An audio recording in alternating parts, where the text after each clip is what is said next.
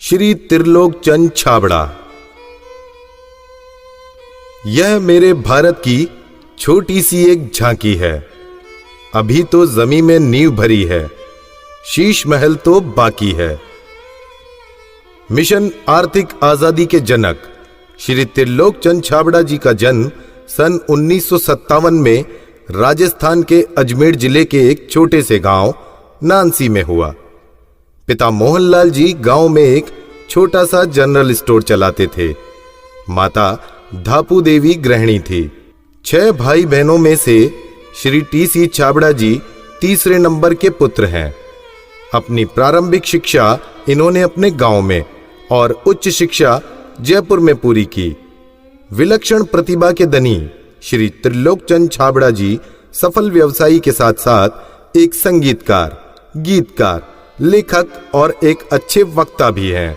मेरी शादी बचपन में जल्दी हो गई थी और 77 में हुई और बहुत ही सरल और स्वभाव के और अच्छे स्वभाव के मुझे मेरे हस्बैंड मिले। हम एक भिलवाड़ा आए और फिर 2000 में ये जो सिस्टम है आरसीएम चालू किया। आई वॉज 18 ईयर्स जब आरसीएम की शुरुआत हुई और हमारे सामने ये सब चीज़ें हो रही थी जब हम एजुकेशन में थे और हमारे पापा ने बिज़नेस स्टार्ट किया था और वो शुरू से बहुत ही सिंपल पर्सन रहे, तो उनका जो स्टाइल ऑफ बिज़नेस था वो भी बहुत सिंपल था। But at the same time वो ये जो उनका एक प्रिंसिपल है कि things should be in a very organised manner. Trilok Chand Chhabra ji को मैं लगभग पिछले 27 सालों से जानता हूँ और उनके सानिध्य में मैंने काम भी किया है। छाबड़ा जी की जो सबसे पहली क्वालिटी है कि या तो लोगों पे जिन लोगों पे भी जो विश्वास करते हैं उन लोगों पर पूरा बिलीव करते हैं, और दूसरे उनकी जो क्वालिटी है कि वो किसी काम को करने की जब ठान लेते हैं तो उस काम को किसी भी हालात में उसको पूरा करते हैं। जब ये चालू किया था आरसीएम, उससे कुछ समय पहले कुछ सिस्टम यहाँ हिंदुस्तान में चलते थे जो जानकारी में आए, तो एक दिमाग में पता नहीं एकदम विचार से आया कि ये तो बड़ा सुंदर सिस्टम है। अगर हम इसमें नॉर्मल प्रोडक्ट जो हमारे रोज़ उपयोग होते हैं वैसे प्रोडक्ट लाकर अगर करें तो ये तो देश के लिए बहुत अच्छा सिस्टम है, बहुत सारे लोगों को इसका लाभ मिल सकता है। और उसके बाद एक ऐसा विचार जो अंदर पैदा हुआ तो उस विचार ने मुझे कभी रुकने ही नहीं दिया। टी.सी. छाबड़ा जी को मैं पिछले 25 सालों से जानता हूं और उनके सानिध्य में मैंने काम भी किया हुआ है। टी.सी. छाबड़ा जी की सबसे बड़ी क्वालिटी है उनके लिए काम होता है। काम छोटा और बड़ा नहीं होता, वो हर काम को उतनी ही सीरियसनेस से करते हैं, चाहे वो काम छोटा हो चाहे बड़ा हो। मुझे याद है जब आरसीएम की सबसे पहली मीटिंग हुई थी, एकदम फर्स्ट मीटिंग, मैं उस मीटिंग में प्रेजेंट थी और वो एक पेड़ के नीचे बाहर मीटिंग हुई थी जहाँ पे मुश्किल से शायद 20 लोग बैठे होंगे। क्या मालूम, इनसे पहली बार मिलते ही मुझे लगा कि कुछ विशेष व्यक्ति है जो बोल दिया एक बार फिर वो याद है, वो एक कंप्यूटराइज काम हो गया। मेरी एक नेचर है कि मुझे अगर कोई चीज़ अच्छे से समझ में आ गई, मैं कन्विंस हूँ कि हाँ ये ज़िंदगी में सही है या ये काम सही है, तो मैं फिर किसी के रोके रुकता नहीं हूँ। तो आरसीएम की भी यही कहानी है। शुरू में सबने मना किया, परिवार वालों ने भी मना किया, दोस्तों ने भी मना किया, बहुत सारी चीज़ें भी हुई, लेकिन मैं कन्विंस था, मुझे समझ में आ गया था कि ये सिस्टम है, इसको देश को इसकी ज़रूरत है, आम आदमी की ज़रूरत है। वो हमेशा एक ही चीज़ बोलते हैं लाइफ में कि चाहे दुनिया कहीं पे भी कुछ भी कर रही हो, चाहे पूरी दुनिया भी अगर वो चीज़ कर रही है और अगर वो गलत है तो हमको उसका साथ नहीं देना चाहिए, हमको हमेशा सही चीज़ ही करनी चाहिए। जो उन्होंने अपने जबान से कहा उसको उन्होंने पूरा किया।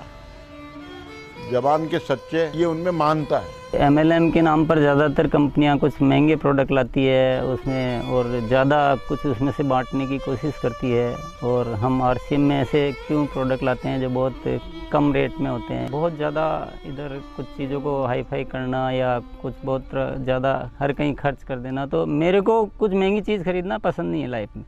तो मेरे को जो पसंद नहीं है मैं बेच कैसे सकता हूँ। हमारे हिंदुस्तान का मिशन मंगल इसका एक बहुत बढ़िया उदाहरण है कि उन्होंने उस पर्टिकुलर बजट में उनको बनाने की सोचा तो उन्होंने वो चीज़ बना कर दी। ये कोई भी वादा करते हैं वो पूरा करते हैं और इन्होंने जो सोच लिया कि मुझे ये काम करना है वो करके रहते हैं, और इन्होंने जो भी सोचा ईमानदारी से कर रहे हैं पूरा। बहुत सारी चुनौतियाँ आई इस काम को करते हुए। बहुत सारे लोगों ने साथ निभाने का वादा किया, साथ चले, काम को आगे बढ़ाया, फिर उनके मन में पता नहीं क्या लालच आया तो उन्होंने पूरा बाहर जाकर एक नई कंपनी शुरुआत की और पूरा आरसीएम पर अटैक करना चाहिए और आरसीएम के सारे लोगों को, सारे सिस्टम को तोड़ने की एक बार नहीं कई बार बार ऐसे प्रयास हुए कि जब ऐसी घटना हुई है तब आरसीएम में बड़े निर्णय हुए हैं। जो सामान्य गति से चल रहा था उसमें एक मजबूती आई, एक बड़े निर्णय लेने की ताकत आई कि अब तो इसको करके ही रहना है। वो बहुत कम बोलते हैं और बोलते हैं वो एकदम सत्य और सीमित मात्रा में। डायरेक्ट सेलिंग सिस्टम में एक बहुत बड़ी बात सीखने को मिली कि लोगों को कभी भी आप ओवर कमिटमेंट मत करो। 2011 में जो हमारे साथ में ये गवर्नमेंट का हुआ उसमें बहुत अलग हमारे पर इफ़ेक्ट हुआ उस चीज़ का कि ये भी होता है क्या लाइफ में ऐसा। और वो ये जो एक फेज़ था वो बिल्कुल बहुत कठिनाई का दौर था, बहुत ख़राब स्थिति से हमें गुजरना पड़ा। मेरे परिवार पर संकट आए और परिवार से ज़्यादा जो हमारे जो टीम है, हमारे जो इतना बड़ा हिंदुस्तान में परिवार बन चुका था, उसको सबको दिक्कतें आई। लेकिन एक मन में विश्वास था कि आखिर जो सत्य हो तो सामने आएगा। ऐसा ट्रैजिक पीरियड आया था कि पूरी दुनिया ने ही बोल सकते साथ छोड़ दिया। इनफैक्ट जो एकदम अपने बोलने के लिए होते हैं उन लोगों ने भी साथ छोड़ दिया। लेकिन पापा की वो जो हिम्मत थी और जब भी हमने उसके बाद या उस दौरान जब भी हमको मौका मिला उनसे बात करने का, उन्होंने एक ही चीज़ बस हमको बोली थी कि सब कुछ ठीक होगा क्योंकि हमने कुछ गलत नहीं किया किसी के साथ। हमारे जो आरसीएम परिवार है उनका इतना विश्वास था कि उन्होंने 1 साल इंतज़ार किया और पूरा डटे रहे। और जब उनका इतना विश्वास था तो उस विश्वास में इतनी ताकत आ गई और ये सब चीज़ें, जो भी संकट का समय था वो निकला और अब सब चीज़ें धीरे धीरे अच्छी हो रही है। ऐसे साथी मुझे इस सिस्टम की वजह से मिले। आज इतनी बड़ी सेना कह सकते हैं, इतना बड़ा परिवार कह सकते हैं देश के कोने कोने में, और उसमें इतने जो संस्कार बने हैं, ये हमारे लिए एक बहुत खुशी की बात है। इतना बड़ा व्यापार उद्योग धंधा होने के बावजूद, इतनी बड़ा साम्राज्य होने के बाद भी उनमें तनिक भर भी अहंकार या पैसा होने का घमंड दिखलाई नहीं देता है। ये उनकी सादगी और उनकी महानता को दर्शाता है। मुझे मेरे फादर इन लॉ की एक क्वालिटी सबसे अच्छी लगती है कि वो आज इतना बड़ा बिजनेस करने के बावजूद भी वो इतने डाउन टू अर्थ है कि किसी को भी विश्वास नहीं होता जब मैं उन्हें उनकी बातें, उनके किस्से सुनाती हूँ। एक छोटी सी बात ले लीजिए, अगर हम जब भी खाना खाते हैं हम डाइनिंग टेबल में बैठ के खाते हैं, पर वो आज भी प्रेफर करते हैं कि हम ज़मीन पे उनके साथ बैठ के उनके साथ भोजन करें। त्रिलोकचंद जी छाबड़ा एक व्यक्ति नहीं, आंदोलन है।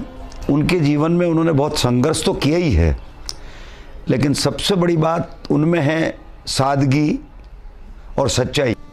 आरसीएम की शुरुआत से ही मैं काम कर रहा हूं और जब आरसीएम बिजनेस की शुरुआत हुई थी तो टीसी छाबड़ा जी की एक सोच थी कि दुनिया में जो कंपनियां आती है मल्टी लेवल मार्केटिंग में, वो बड़ी बड़ी और महंगे महंगे प्रोडक्ट लेकर आती है। और टीसी छाबड़ा जी की सोच थी कि मैं एक ऐसी कंपनी की स्थापना करूं जो इस तरह के प्रोडक्ट बनाए जो इंडियन रेट में हो, इंडियन कल्चर में हो, इंडियन मेंटालिटी को सूट करते हो और आम आदमी उस बिजनेस को कर सके, आम आदमी अपने जीवन को बदल सके। 2016 में इसकी गाइडलाइन जारी की गई भारत सरकार द्वारा। उसके बाद से इसमें काफ़ी स्पष्टता आ चुकी है। उसके बाद हमने पूरे सिस्टम सेट किए, हमने पूरे टेक्नीशियंस सेट किए, हमने लेबोरेटरी सेट की और इतना बड़ा सेटअप हो चुका है कि आज हमारे आरसीएम की प्रोडक्ट रेंज में करीब 400 प्रोडक्ट शामिल हो चुके हैं और आगे ये श्रृंखला चालू है। आरसीएम क्यों अपनी ओन मैन्युफैक्चरिंग इकाइयाँ स्थापित करता है या अपना सेटअप क्यों लगाता है, इसके पीछे जो मुख्य कारण है कि आरसीएम ने अपने प्रोडक्ट डेवलपमेंट में 4 कमिटमेंट कर रखे हैं कि ये चारों चीज़ें हमेशा रहेगी। पहली चीज़ है प्रोडक्ट उपयोगी होंगे, दूसरा स्वास्थ्य के लिए अच्छे होंगे, क्वालिटी नंबर 1 होगी और रेट बहुत रीजनेबल होगी। आरसीएम हमेशा उसके लिए कमिटेड है और इसीलिए इतनी सारी इकाइयाँ स्थापित की गई है और नए प्रोजेक्ट प्लानिंग में है। फर्स्ट ईयर था उस समय 21 करोड़ का टोटल टर्नओवर हुआ था और हाईएस्ट टर्नओवर जो है आरसीएम का वो 1750 करोड़ तक एक साल का हो चुका है। अच्छी बात ये कि हर साल 30% ग्रोथ हो रही है, पिछले 5-6 सालों से मेंटेन ग्रोथ है। अपनी तरफ से पूरी कोशिश ये रहेगी कि कोई भी कमी किसी भी तरह की हमारी तरफ से नहीं रहेगी कि इस काम को एक बहुत ऊंचे मुकाम पर पहुंचाना है। और जब लाखों लोगों के जीवन में अगर हमारे इस छोटे से प्रयास की वजह से अगर थोड़ा भी हम कुछ योगदान कर सकते हैं, ये हमारे लिए बहुत गर्व की बात है। मेरा गोल जो है वो ये है कि आज अपन इस RCM को हिंदुस्तान में नहीं बल्कि कुछ ऐसा करेंगे कि पूरे विश्व में इसका बहुत बड़ा नाम हो। तो आइए सदी के इस महापुरुष, आर्थिक आजादी के जनक, लाखों लोगों के प्रेरणा स्रोत श्री त्रिलोक चंद जी छाबड़ा को हम सब खड़े होकर जोरदार तालियों की गड़गड़ाहट के साथ ओजस्वी उद्बोधन के लिए आमंत्रित करते हैं।